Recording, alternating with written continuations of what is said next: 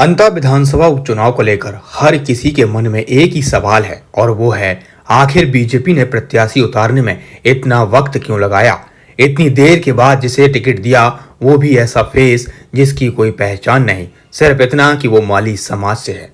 नहीं, बीजेपी ने मोरपाल सुमन को टिकट ये सब सोचकर नहीं दिया, बल्कि इसकी एक या दो नहीं बल्कि तीन वजह है। पहली वजह है प्रमोद जैन भाया। दरअसल नरेश मीणा को हराने के लिए और प्रमोद जैन भाया को जिताने के लिए ये सब किया गया है।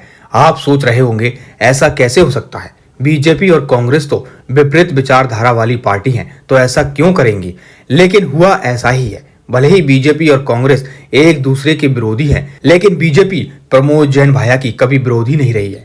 यही वजह है प्रमोद जैन भाया के नामांकन के बाद बीजेपी ने ऐसे प्रत्याशी को मैदान में उतारा है जो एक डमी से कम नहीं है। अब दूसरी वजह भी समझिए, नरेश मीणा के निर्दलीय मैदान में उतरने से मुकाबला दिलचस्प हो गया है। ऐसे में बीजेपी प्रत्याशी मोरपाल सुमन माली समाज के साथ साथ मीणा समुदाय के वोट काटेंगे, जिससे नरेश मीणा के वोटों में सेंध लगने की संभावना है। अगर ऐसा हुआ तो प्रमोद जैन भाया की जीत पक्की हो सकती है। अब तीसरी और आखिरी वजह भी समझिए, अंता में कंवरलाल मीणा से लोग परेशान थे, जिसके कारण अंदर खाने बीजेपी का भारी विरोध है। बीजेपी को पता है उपचुनाव में उसकी जीत असंभव है। इसे आप ऐसे समझिए, बीजेपी प्रत्याशी के नामांकन में कोई शक्ति प्रदर्शन नहीं किया गया।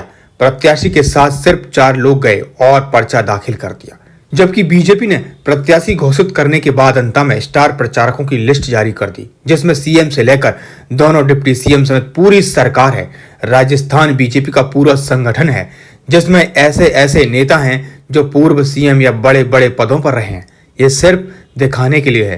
अंदर खाने बीजेपी प्रमोद जैन भाया की बी टीम की तरह काम कर रही है। कांग्रेस और बीजेपी का एक ही टारगेट है और वो है नरेश मीणा को हराना। अगर नरेश मीणा की जीत हो गई तो ये बीजेपी और कांग्रेस की शर्मनाक हार होगी। सियासी समीकरण तो यही कहते हैं। अब अंता की जनता क्या सोचती है वो आप कमेंट कर हमें जरूर बताएं।